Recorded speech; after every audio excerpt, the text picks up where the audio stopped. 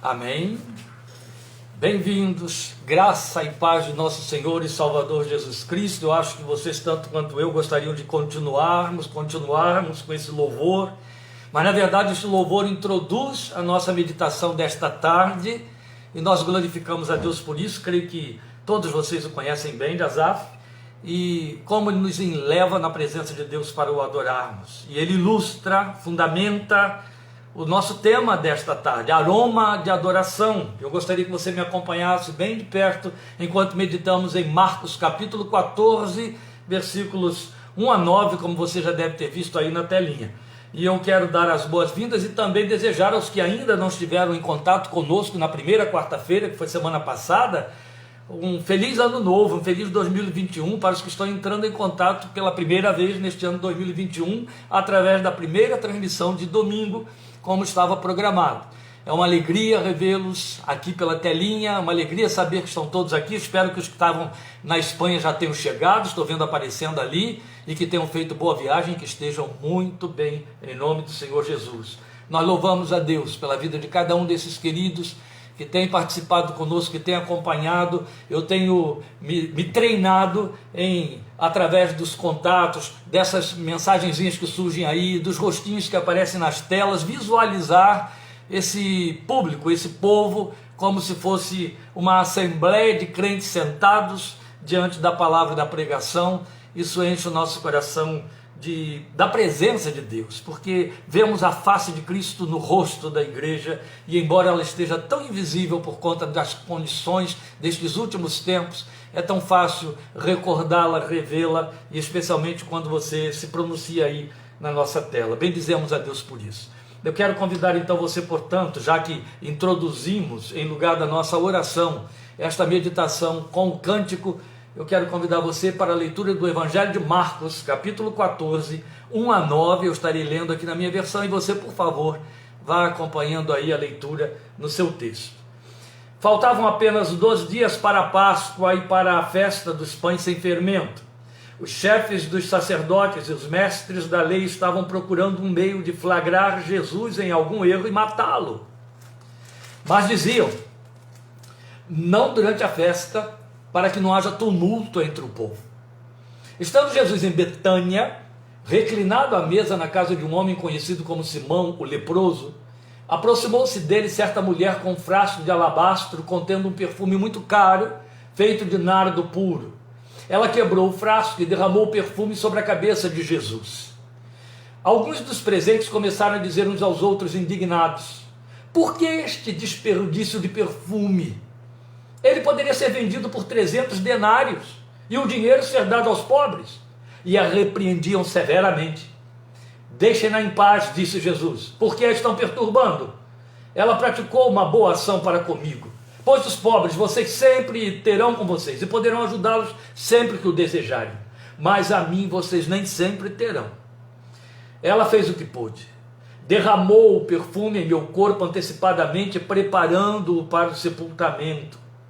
Eu lhes asseguro que onde quer que o evangelho for anunciado em todo o mundo, também o que ela fez será contado em sua memória. E aí, paramos por aqui. Era até o versículo 9. E eu gostaria que você me acompanhasse no que estamos chamando de aroma de adoração, porque queremos introduzir este, se assim permitir o Senhor, este fluxo de meditações e de mensagens deste ano de 2021, com esta conscientização e este chamado à adoração. Porque entre os nossos exercícios de espiritualidade, meus queridos irmãos, em déficit acentuadíssimo e envolvido em uma nuvem de ignorância, de desinformação ou de informações diminuídas por conveniência, está a adoração. Nós temos celebrações disciplinares na nossa vida espiritual, nossa vida devocional, em desuso, que nos custam um preço muito caro porque estão em desuso. Nós relaxamos, nós permitimos um liberacionismo que nos fez nos mundanizarmos e nos esfriarmos e abrirmos mão de certas disciplinas espirituais que eram vividas por Jesus e pelos discípulos e que são indispensáveis, mas que foram levadas de roldão pelo avassalamento que a igreja sofreu, ou se permitiu sofrer, pelo mundanismo, a mundanidade destes últimos tempos. Por exemplo, está em desuso há muitos anos a celebração da disciplina de contemplação. Ninguém sabe mais nem o que é isso. E hoje eu não tenho tempo para falar sobre isso. Quais são os crentes que jejuam e quando jejuam, como jejuam e por que jejuam? Tem gente que passa fome e pensa que está jejuando. Tem gente que comete uma blasfêmia sem desculpa de fazer jejum disso, fazer jejum daquilo. Na verdade, é uma boa desculpa para fazer dieta. E aí no fim o que está fazendo é tudo menos jejuar. Está deixando de comer, mas não está jejuando. Porque o jejum envolve a contemplação. Quando você jejua, você tem que separar aquele tempo. Foi para isso que você parou de comer. Para adorar, para buscar a face de Deus. E os motivos para o jejum, não é? Tem gente que jejua porque não sabe nem por quê. São disciplinas que estão em desuso. Ficamos reduzidos a atos de culto. Dentre os atos de culto, entendemos que a adoração, como a gratidão, a celebração gratulatória, também está em desuso. Entendemos que a adoração é aquilo que a gente faz quando vai à igreja, e aí a gente fica no limiar da blasfêmia, né? Quando a gente vai ao ato de culto e canta. E reduzimos a ideia de adorar a cantar, a proferir louvores. Você já pensou, quem não canta? Quem não sabe cantar, não gosta de cantar, não pode cantar, não adora então. Se a adoração fosse cantar, se a adoração fosse louvar, dois problemas nós teríamos aí muito sérios. Primeiro, que a adoração deixaria de ser espontânea, porque a gente geralmente canta por empréstimo. Alguém compôs, aí eu pego aquilo e canto. Segundo, estaria condicionada a tempo e espaço. Eu canto aos domingos, eu canto nas reuniões, eu canto em comunidade, eu canto... Entende? Não estou querendo ser ácido, estou querendo ser realista. Seria muito importante nós começarmos as nossas meditações e reflexões para este ano de 2021, acossados ainda de problemas que estão à nossa volta, conscientes da realidade para a qual fomos chamados à fé em Cristo Jesus. Pouca gente sabe, pouca gente cristã se dá conta de que fomos chamados para sermos adoradores do Pai. Entende? Você sabia disso? De que este é um dos principais propósitos pelos quais Deus tornou você um filho, uma filha dele, por meio do sacrifício de Jesus. Veja, vamos começar pelo texto de João 4:23. Jesus disse para a mulher samaritana: no entanto, está chegando a hora, e de fato já chegou, em que os verdadeiros adoradores adorarão o Pai em espírito e em verdade. São esses os adoradores que o Pai procura, ou que o Pai busca. Antigas versões colocam adoradores que o Pai busca. Há tanta coisa aqui em João 4:23 que este texto nos bastaria para nós falarmos sobre adoração. Não é o nosso propósito hoje. Eu estou em cima de Marcos 14, que ilustra uma forma diferente de cântico para adorar. Observe essa mulher, que é Maria, irmã de Lázaro e de Marta, que derrama o alabastro, o nardo do alabastro sobre a cabeça de Jesus. Essa mulher não abriu a boca. Quem falou foram os outros ali fazendo fofoca. Ela não abriu a boca. Ela fez uma adoração silenciosa. Você percebe como que a adoração não se resume nem se limita a cantar. Ela adorou sem dizer uma palavra.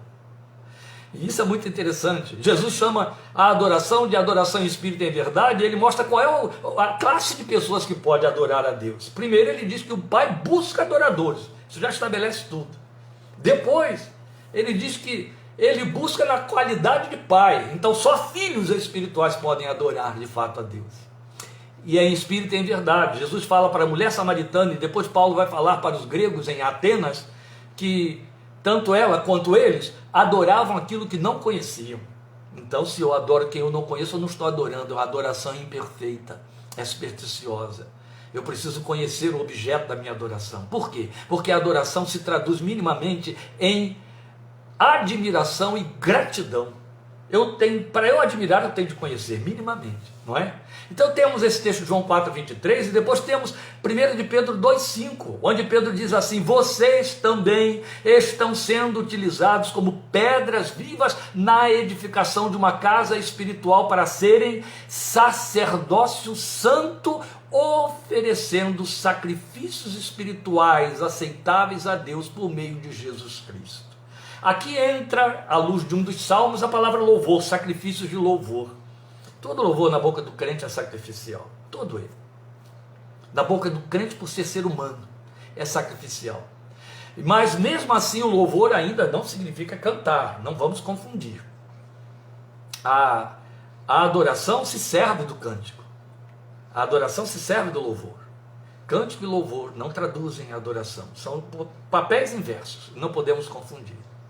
Por conta disso, nós deveríamos nos conscientizar de que esta é uma função existencial, tal como Davi entendeu, e ele registrou para nós no Salmo 63:4. Ele diz ali: enquanto eu viver, te bendirei, e em teu nome levantarei as minhas mãos. Meus irmãos, isso é de uma beleza tão comum. Enquanto eu viver, te bendirei. Enquanto eu viver, te adorarei. Deus te chamou em Jesus para isso. Só você pode dar a Ele o louvor perfeito. Homens não podem dar louvor perfeito. Jesus disse que os bebês, as crianças dão o louvor perfeito. E são filhos dos homens. Foi Jesus quem disse. Por que podemos dizer que a adoração é perfeita na boca do ser humano? É pelo fato de que o ser humano tem tudo para não adorar a Deus. E é interessante que ele exige adoração. Ele sabe que ele é digno de ser adorado, por isso ele é Deus. E ele criou e deixou o registro da sua assinatura na criação para ser adorado como Criador de todas as coisas. Você vai encontrar isso no Salmo 19, você vai encontrar isso no Romanos capítulo 1, você vai encontrar isso no Salmo 8. Estes salmos, eles falam para nós de que a própria natureza adora o seu Criador, e estamos falando de seres inanimados. Sério isso. A Bíblia diz que Deus fez seus atos de criação aguardando que o homem o reconhecesse e o adorasse. E lamenta porque os homens não reconheceram nele o seu Criador e não o adoraram, e ainda usaram a adoração para a criação no lugar do Criador. Muito sério, mas a gente convive com isso. Você sabe que isso continua acontecendo na história da humanidade. E é fato que um número nada pequeno dentre nós reduziu esse sentido de adoração a cantar louvores. Aí eu volto a dizer, a adoração se serve do louvor. A adoração inclui louvor, mas não se limita a ele. Porque a adoração tem compromisso com a espontaneidade, com a voluntariedade. Daí Jesus tem dito em espírito e em verdade. Então tem tudo a ver com essa nossa visão pessoal de Deus, que eu já disse, produz o quê? Essa visão pessoal? Admiração e gratidão. Posto isto, meus queridos, vamos ver o que a gente pode aprender como adoradores com essa mulher. Eu pensei, ou fui levado pelo Espírito de Deus nesta abertura de nossas conversas para 2021, ao texto de Marcos 14, que se repete em Mateus 26, que se repete em João capítulo 12. É sempre importante você ler esses textos paralelos nos sinóticos e também no Evangelho de João, porque você vai tendo detalhes que vão sendo acrescentados, observações que um faz, que o outro deixou de fazer, e que elas se juntam para nos dar uma visão real do todo, do acontecimento, do fato, e aí temos beleza doutrinária extraordinária. Mas eu pensei, como eu estava dizendo, esse texto e esse tema, fui levado a isso em Marcos capítulo 14, como poderia ter ido para outros temas de nossas celebrações espirituais.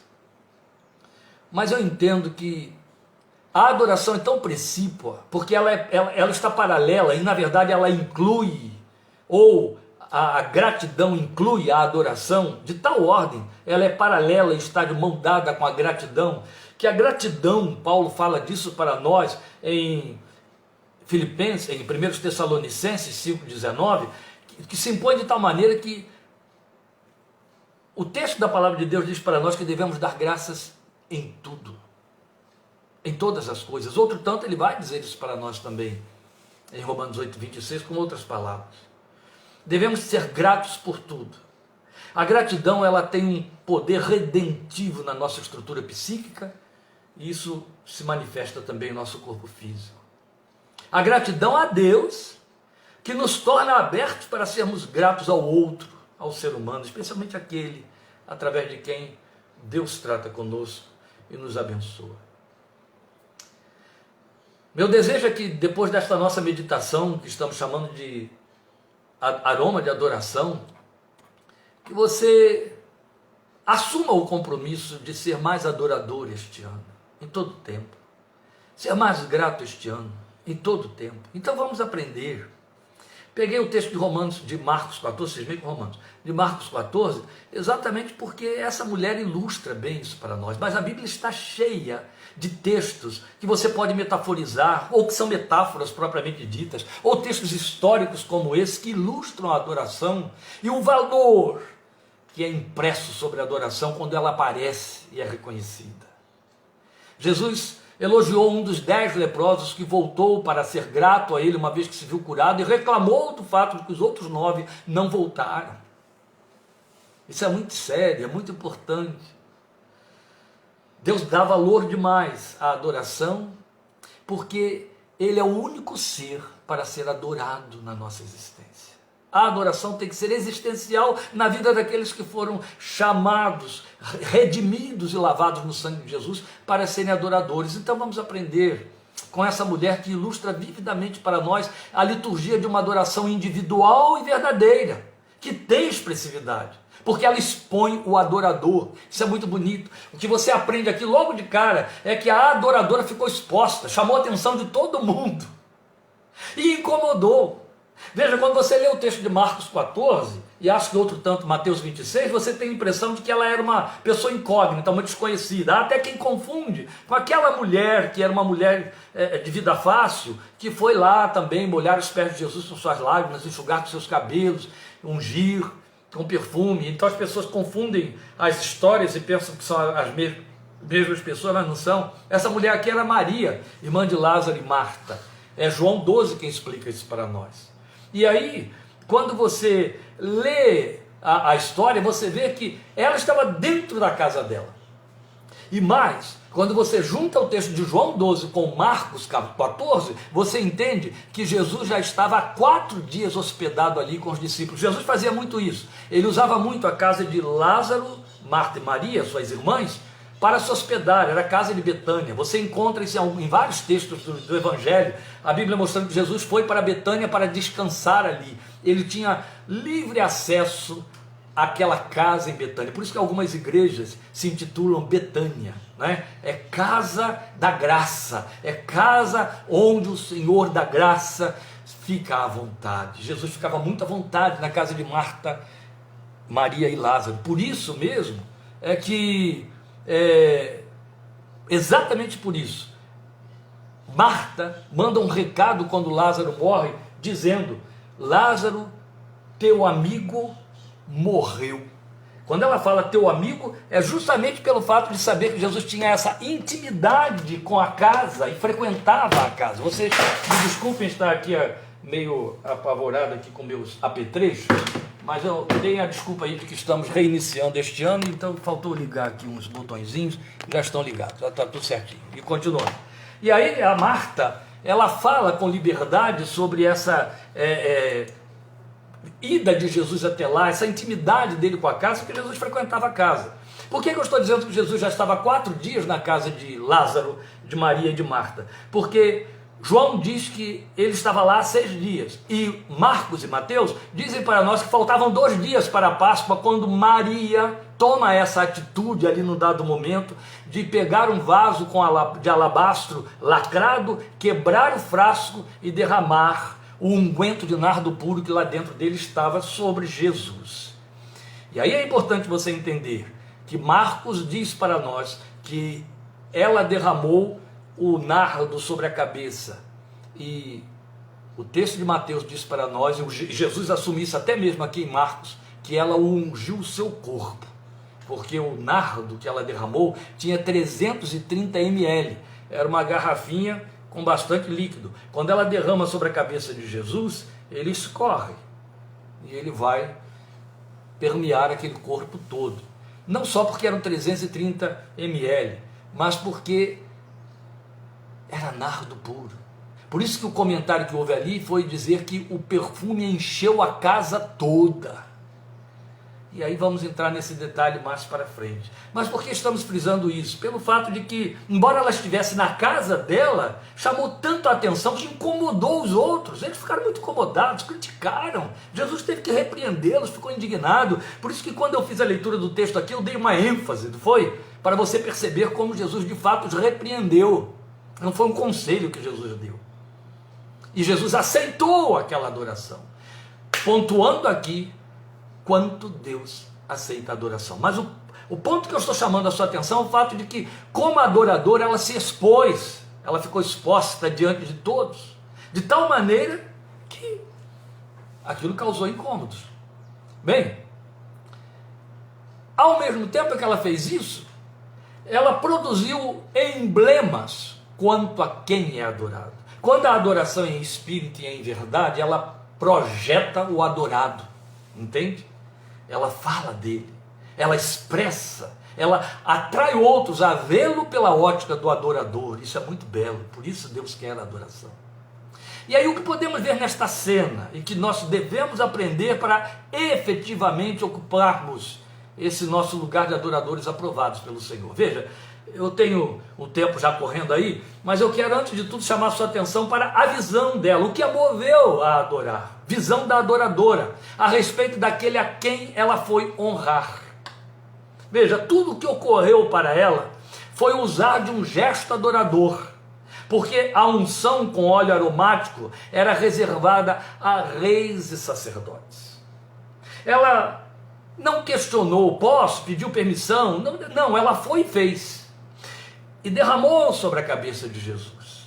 Derramou de maneira que desceu por ele todo. O que eu quero chamar a sua atenção com isso é o fato de que ela sabia que unção com aroma só era feita a reis e sacerdotes. Justamente o que ela queria significar com a sua visão a respeito de Jesus. Ele era seu rei e o sacerdote de sua fé. Esses emblemas na Bíblia são muito significativos, porque eles nos ensinam muito profundamente. Lembram daqueles 3 adoradores, chamados magos do Oriente, que foram a Belém adorar o recém-nascido rei dos judeus?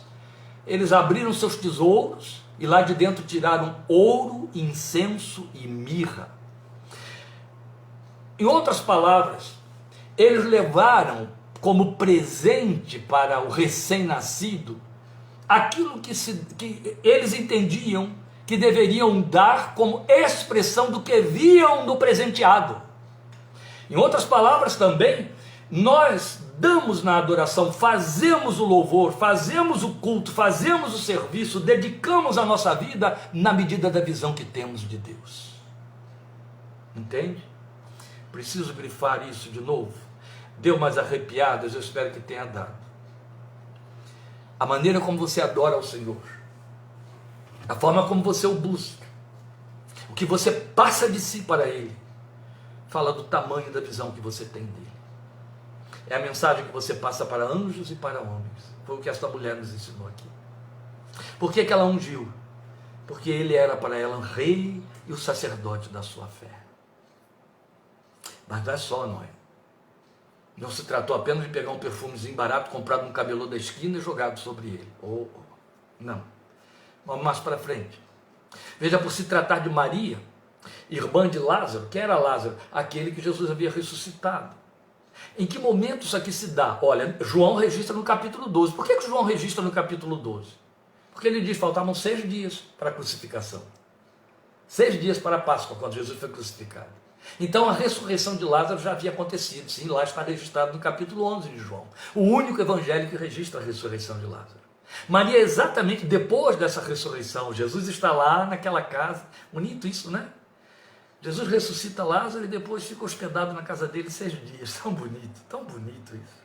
Tão lindo, não é? Ele fez um milagre e vai usufruir a bênção junto. Ele continua fazendo assim, meu amado, minha querida. Ele te abençoa e participa da bênção. A bênção tem a ver com ele, diz respeito a ele também. Não é como fazemos. Damos um presente para que a pessoa usufrua sozinha na sua casa. Às vezes presentes complicados, a começar pela embalagem que a pessoa nem sabe abrir. Mas Jesus dá aquilo que faz parte dele, que envolve a vida dele. Então ele participa. Porque é parte dele em você, entende? E para você. Aí ele foi lá usufruir da companhia da casa do grande milagre, o último, da ressurreição de Lázaro.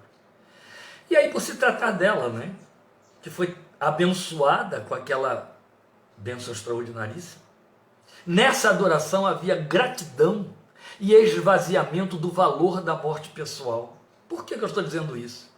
Porque todos os historiadores concordam em dizer que uma mulher, especialmente uma mulher rica, e Maria era uma mulher rica, era de uma família abastada, eles reservavam as especiarias para o seu sepultamento. Sabe, hoje a gente tem aí alguns, né, a possibilidade, e bom hábito até, de fazer plano funeral, para a família não ficar atrapalhada quando morre, e facilitar as coisas, porque é um momento muito complicado demais, o momento da morte de alguém em casa.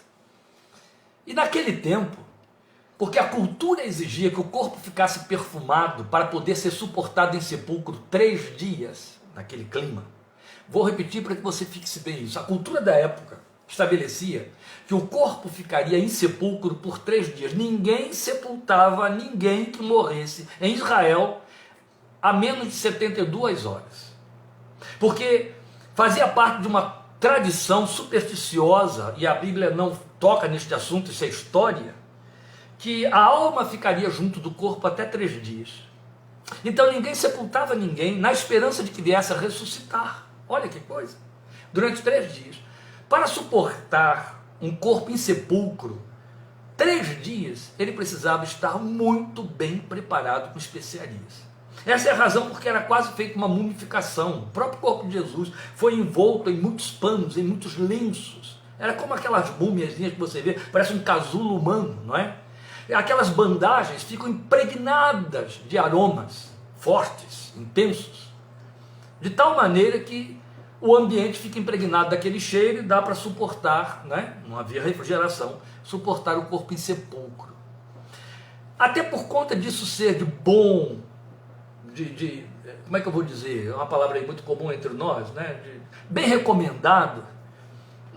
As pessoas então que tinham recursos, elas se precaviam, se preparando de especiarias e guardavam dentro de casa para o seu próprio sepultamento um dia. De forma que quando morria a família sabia, lá está o vasinho guardado da especiaria que ele ou que ela quer que a gente ponha no seu corpo.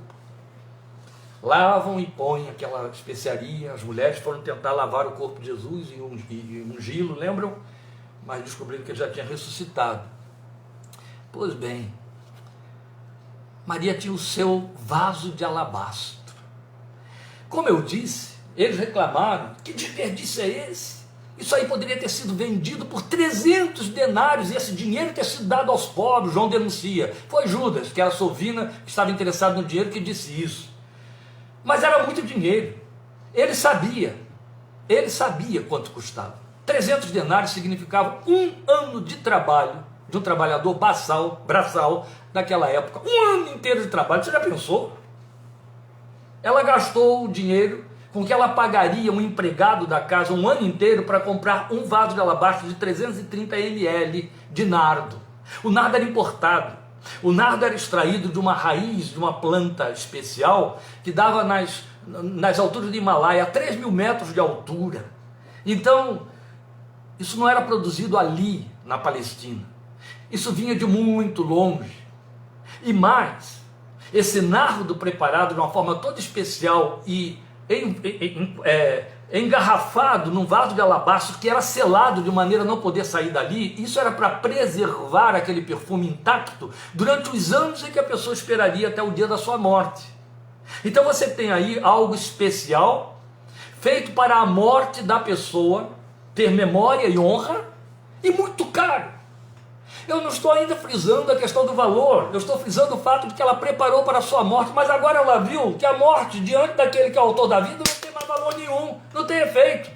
Morre e ressuscita, e ele diz: quem crê em mim, ainda que esteja morto, ressuscitará. Para que eu vou guardar isso agora para a minha morte? Entende? Perdeu o sentido. Perdeu o sentido em investir tanto, perdeu o sentido em guardar tanto, perdeu o sentido. Preservar. Eu posso dar a ele, vou preservar para quê? Ele é o autor da vida, ele sabe fazer, ele sabe multiplicar, ele sabe dar melhor uso. Foi isso que ela fez. Não quero mais saber da minha morte pessoal, depois da experiência da ressurreição na família, isso aí não conta mais. Então para que eu estou guardando isso aqui? Eu vou usar e vou usar com ele. Jesus não perde tempo e dá uma ressignificação a esse gestual, por isso que ele recebe como adoração, porque ele declara que ela o preparava para o seu sepultamento. Faltavam só 2 dias para isso acontecer. Eita, bem profeticamente, mas ninguém ali cogitava de tal coisa, nem podia cogitar. Vamos lembrar, Pedro negou, rejeitou isso, foi chamado de Satanás. Isso não vai te acontecer, Senhor, de jeito nenhum. Tomé, num dado momento, quando Jesus disse: estou indo lá, vou ser morto pelos homens, aí ele disse: vamos nós também para Jerusalém para sermos mortos com ele. Mas ainda jamais poderiam prever que isso viria a acontecer dali a 2 dias. No dia seguinte, eles foram celebrar, na noite do dia seguinte, a Santa Ceia. Naquela mesma noite, Jesus foi traído e preso. Então, na verdade, ele estava declarando para ela e para aquela gente toda ali: o que ela fez foi me preparar para o meu sepultamento. Então ele estava ressignificando aquele gestual para assumir que ele era de fato o sacerdote como ela ungiu. Por que eu estou dizendo isso? Porque a palavra sacerdote, kohen no hebraico, significa sacrificador. O significado mesmo de sacerdote e sacerdócio no Velho Testamento é sacrificador. Se você quiser uma tradução mais exata para sacerdote, a tradução é sacrificador. Então ela estava reconhecendo nele um sacrificador, e Jesus aceitando isso, assumindo que ele era de fato sacrificador, ao mesmo tempo em que ele era o próprio sacrifício, como oferta pelo pecado, na condição de um Cordeiro de Deus que tira o pecado do mundo. E aí vale lembrar que a lei mostrava que sobre o holocausto uma libação aromática era derramada, como prescrevia a lei. Então olha quantas coisas Jesus reuniu ao dizer: ela estava me preparando, ou está me preparando para o meu sepultamento. Eu sou de fato um sacerdote, um sacrificador, que vai sacrificar a si mesmo a favor de todos. Eu vou ser o holocausto pelos homens, e sobre esse holocausto um óleo de libação está sendo derramado, como era derramado na lei de Moisés. E Deus, a Bíblia diz na lei, cheirava aquele perfume e aceitava o sacrifício. Quantos emblemas juntos, que coisa bela! Mas sabe o que eu aprendi na meditação de Marcos 14, meus amados? É que essa mulher não sabia de nada disso, ela não programou nada disso, ela não estava pensando em nada disso. Quanto significado Jesus deu! Me acompanhe em nome de Jesus. Que o Espírito Santo de Deus que está aqui conosco te ilumine para você entender o que eu estou te dizendo agora. Que valor você dá ao culto que você presta? Que valor você dá a uma oferta que você entrega? Que valor você dá a uma visita que você faz em nome do Senhor? Uma bênção que você transfere em nome do Senhor? Uma oração que você faz por alguém? Um tempo de intercessão? Qual é o valor? De repente você entende, isso aqui não é nada, até por humildade espiritual, até por falsa humildade, até por pietismo, ou por humildade real, a gente diz, isso não é nada, isso não significa nada. Verdade. Um dia um rapazinho entregou 5 pães e 2 peixes, e quem recebeu disse, mas o que é isso para tanta gente? Mas Jesus ressignificou, aleluia. Entende? A palavra diz assim em Provérbios, sobre tudo que se deve guardar, guarda o teu coração, dele procedem saídas da vida. Deus vê muito mais do que você vê. Quando você cultua, quando você adora, quando você diz glória ao teu nome, eu não sei que ecos isso desdobra no céu, mas com certeza desdobra ecos extraordinários de ressignificações que Deus dá. Um dia um homem debaixo de um sofrimento atroz, terrível, muitos acometimentos insanos, acossado por seus amigos, por sua própria mulher, que disse para ele, amaldiçoa este teu Deus e morre. Ele disse, nu saí do ventre da minha mãe, nu voltarei para lá. Receberíamos somente o bem da mão de Deus e não também o mal. O Senhor o deu, o Senhor o tirou, bendito seja o nome do Senhor. Isso teve um eco no céu, isso teve um eco tão extraordinário no céu. Deus reuniu uma assembleia inteira de anjos e demônios, enfiou o dedo na cara de Satanás e disse, viste o meu servo Jó? Você me incitou contra ele, eu continuo sendo o Deus dele. Foram poucas palavras que Jó proferiu, mas explodiu no céu, arrebentou no céu como trovões de adoração que perpetuam-se, que vão correr por toda a eternidade em memória de Jó.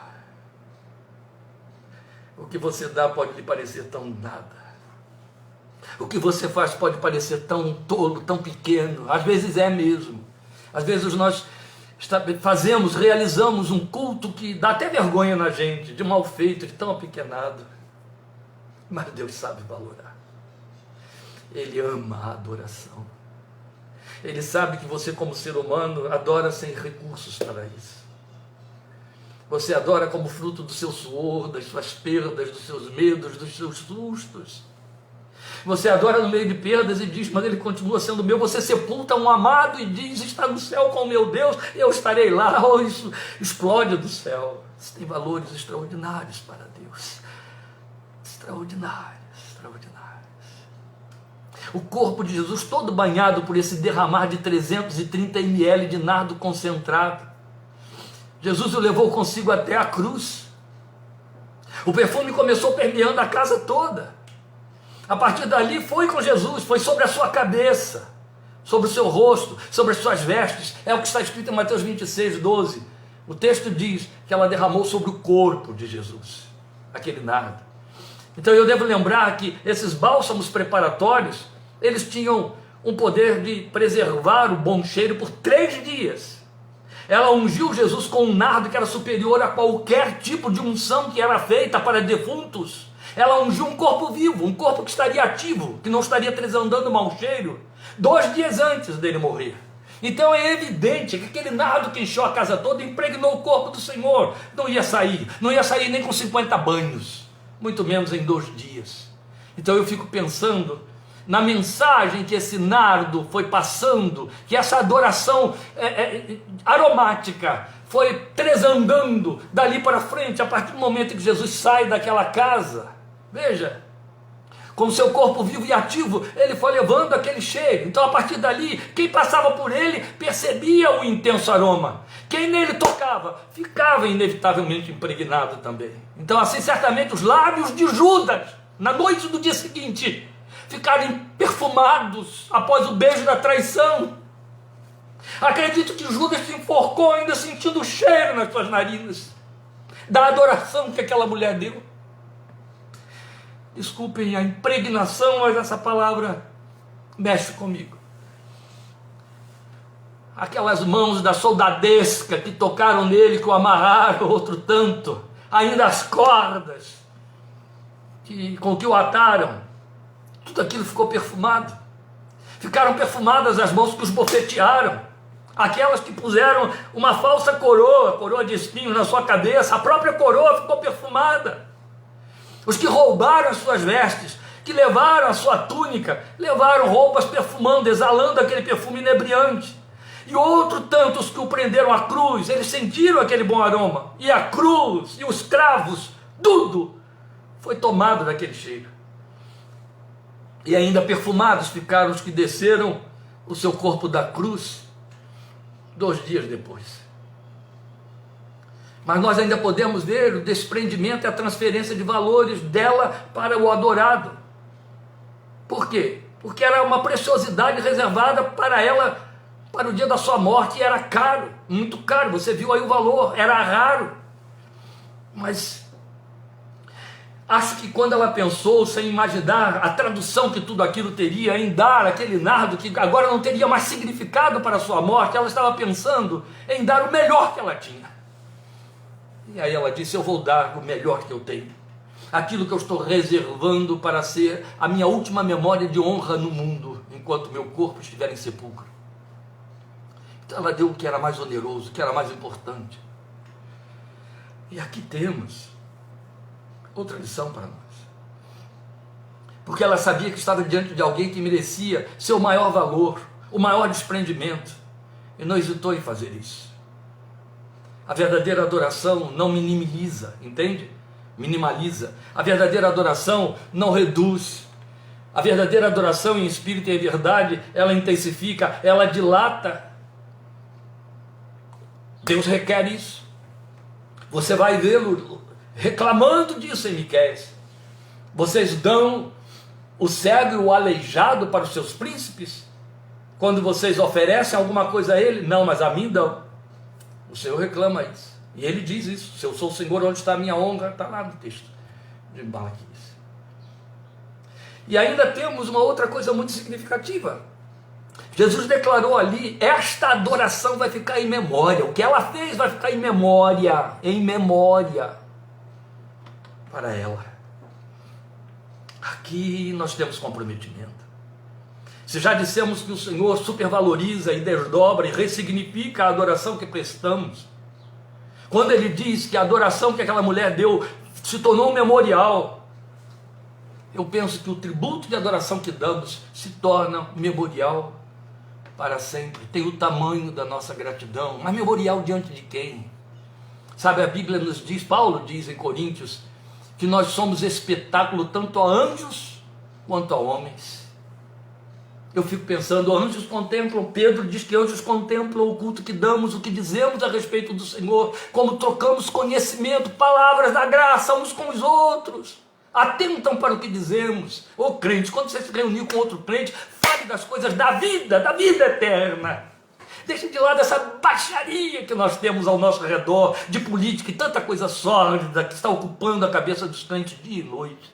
Fala das coisas, dos valores, que só você pode falar, porque são subproduto do que você vive, do que você sente, daquilo que o Espírito de Deus operou na sua vida, meus queridos. Isso fica imemorial, são expressões de adoração, por isso que a Bíblia diz que não deve sair da nossa boca nenhuma palavra torpe, a não ser aquela que produza graça naqueles que a ouvem, que sirva para a edificação, porque se traduz em adoração para Deus. Anjos contemplam, fica em memorial para sempre. Eu acho que Deus contará histórias na eternidade a respeito de cada um de nós em cima de nossos atos de adoração. São imaginativos? São especulações? São santas especulações, santos imaginativos. Porque Jesus disse que ficaria como memorial, porque haveria registro no Evangelho? Não. Tudo bem, os evangelhos todos falam do assunto, mas porque seria memorial eterno.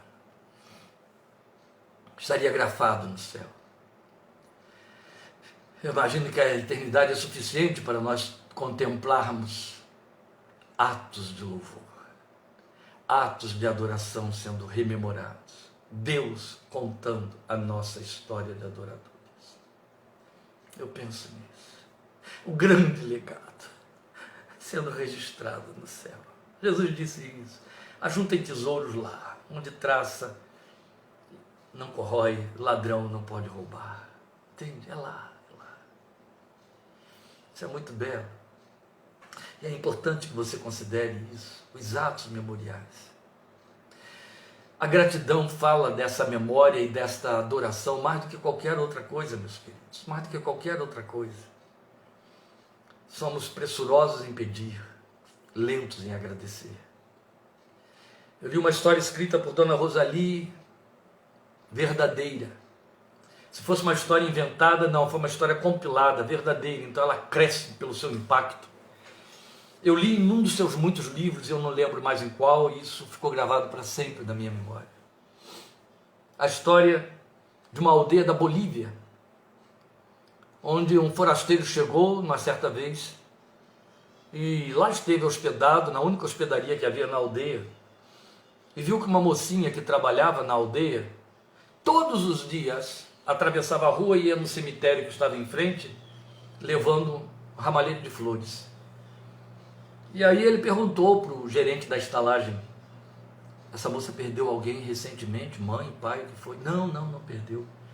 Não perdeu ninguém. Ah não, mas ela todo dia atravessa aqui para o cemitério, levando um ramalhete de flores. Ah, é um túmulo de um desconhecido que existe lá. Ele morreu há 14 anos. Mas se ele é desconhecido, por que ela leva flores para aquele túmulo todo dia? Ah, porque ele morreu por causa dela, há 14 anos. Aliás, 14 anos, mas a moça já tinha seus 20 anos. Há 14 anos ele morreu por causa dela. Ela era uma criança, atravessando a rua, vinha um boi, um touro, enfurecido, e rumou na direção dela, ele desviou a atenção do touro para si, o touro matou. Nós não conhecíamos, nós o sepultamos, e ela foi crescendo e tomando conhecimento de que naquela sepultura estava o homem que foi a causa dela continuar viva. Então ela assumiu o compromisso de todos os dias, cada dia que continuava a viver, ela tributaria sua gratidão levando um ramo de flores ao túmulo do desconhecido.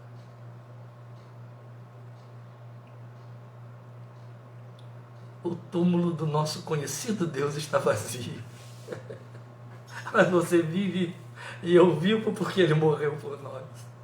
Você pode adorá-lo todos os dias. Seu louvor, sua adoração, sua gratidão é mais do que um ramalhete de flores. Pode ser mais do que um nardo puro derramado sobre um vaso de alabastro. Esse é um outro ponto que eu estou deixando passar aqui, porque eu não estou tão preocupado nos detalhes do texto, ainda que seja muito rico, mas uma vez que aquela mulher deu um nardo que estava dentro de um recipiente selado, ela perdeu o que deu para sempre, porque ela quebrou, não tinha mais volta, entende? Não ia recompor mais. Quando você entrega para Deus, você dá de uma vez para sempre. Como última coisa a observar, embora o tempo tenha avançado tanto, eu quero falar do último emblema desta adoração que essa mulher ensina para nós. Veja, o apóstolo Paulo diz que nós somos bom cheiro de Cristo para os crentes. Ele diz que para os crentes, os outros crentes, cada um de nós é cheiro de vida. Mas ao mesmo tempo, para os não crentes, cada um de nós é cheiro de morte. Que coisa estranha e contrastante, que paradoxo é esse? Então eu tenho cheiro de vida para quem é cristão como eu, e eu tenho cheiro de morte para quem não é cristão. É aqui que a adoração dessa mulher grafa os significados da nossa vida espiritual, na nossa relação com Cristo e com os homens nesta geração. E aí voltamos a falar de aroma, por isso que Paulo falou perfume, cheiro. E eu penso nesse aroma. Os seus, aqueles que estiveram com ele naquela casa onde aquele bálsamo foi derramado sobre a sua cabeça, que sentiram aquele cheiro impregnante e que estiveram lá por perto do Gólgota no momento da crucificação, sentiram quando o vento soprava desde o alto da cruz, certamente lembravam quando aquele perfume vinha lá de cima, aquele momento adorador eterno, que eles próprios haviam desprezado naquela ocasião. E aí o aroma trazia a memória, era a memória de vida, porque lembrava a eles o quê? A comunhão naquele banquete, lembrava adoração, lembrava celebração de vida, lembrava a memória de aprendizagem. É para meu sepultamento que ela está fazendo isso. Memória de vida. Estamos falando de memória olfativa, isso é muito importante aqui. Tem gente que tem uma capacidade extraordinária e privilegiada de ter memória olfativa. Às vezes isso não traz muito privilégio, mas ainda é memória olfativa. Os bons aromas me trazem grandes memórias, antigas memórias, especialmente minhas salas de aula, os meus primeiros anos na igreja. Mas também tem outros aromas que me lembram momentos marcantes. Nossa memória tem destas coisas. Veja, os dele, ao sentir o cheiro que vinha lá da cruz, lembravam daquele momento de celebração que eles nem entenderam, mas falava de vida. Mas os demais, que só perceberam o aroma quando já o tinham por prisioneiro, depois já moribundo, quando levaram para casa o seu cheiro, lembravam o moribundo, lembravam o crucificado, lembravam o condenado, lembravam o morto. Para eles, aquele aroma era aroma de morte. Entende? O nardo em suas mãos lhes lembraria o crucificado. Onde percebessem outra vez aquele aroma, por onde passassem, lembrariam o crucificado e a sua morte. Cheiro de morte, cheiro de vida para os discípulos, cheiro de morte para a soldadesca, para os que não estiveram na casa de Maria. E isso ilustrando vividamente esse ensino de Paulo, quando ele diz em 2 Coríntios 2, 14 a 16, mas graças a Deus, que sempre nos conduz em triunfo em Cristo, ou vitoriosamente em Cristo, como diz a minha versão, e por nosso intermédio, quer dizer, através de nós, exala em todo lugar a fragrância do seu conhecimento. Porque para Deus, Paulo dizendo, somos o aroma de Cristo entre os que estão sendo salvos e os que estão perecendo. Para estes, os que estão perecendo, somos cheiro de morte. Para aqueles, os que estão sendo salvos, somos fragrância de vida. Por fim, meus queridos, eu penso que numa simbiose aí entre o evento narrado, aqui em Marcos 14, e esse ensino registrado por Paulo em 2 Coríntios capítulo 2, vai despontar que na condição de adoradores, nós somos como um nardo lançado sobre o Senhor, nós, de que todos se darão conta. Vida para uns, lembrança de morte para outros. Por quê? Porque se você é crente em Cristo Jesus, viver em Cristo traduz morte para o mundo, entende? Que trata conosco. Então esse cheiro que para você é cheiro de vida, porque diz nasci de novo, para ele significa cheiro de alguém que morreu para a nossa vida, morreu para os nossos hábitos, morreu para os nossos vícios, morreu para os nossos costumes, morreu para as nossas inclinações, tendências, aspirações, desejos, entende? Então você é cheiro de vida para os crentes, cheiro de morte para os descrentes, mas ainda é cheiro que Deus aspira. Isso é muito belo. Por quê? Porque exalamos esse perfume de sua vida, que bem poucos podem perceber. Então quem de novo confirma isso para nós é o mesmo Paulo, quando ele diz, quanto a mim, ele escreve isso para Timóteo, lá no final da sua vida, 2 Timóteo 4,6, quanto a mim, já estou sendo oferecido por libação sobre o sacrifício. A minha versão tira a palavra sobre o sacrifício, mas diz, já estou sendo oferecido por libação, já estou sendo oferecido por oferta de libação sobre o sacrifício, e o tempo da minha partida está próximo, é chegado.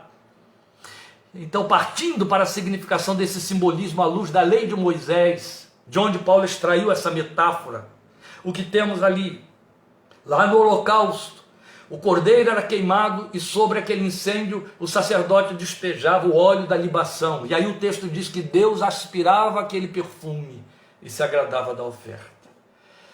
Paulo está dizendo que eu e você, a nossa vida, é um perfume sobre o sacrifício de Jesus que Deus aspira. Ele aspira esse aroma da libação sobre o sacrifício do seu Filho. Ele aspira esse bom cheiro de Cristo, que o apóstolo afirmou que somos nós.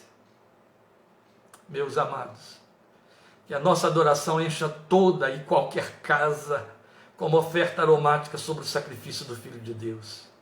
Que seja bom cheiro, que seja cheiro de vida, que nunca mais cesse. Amém?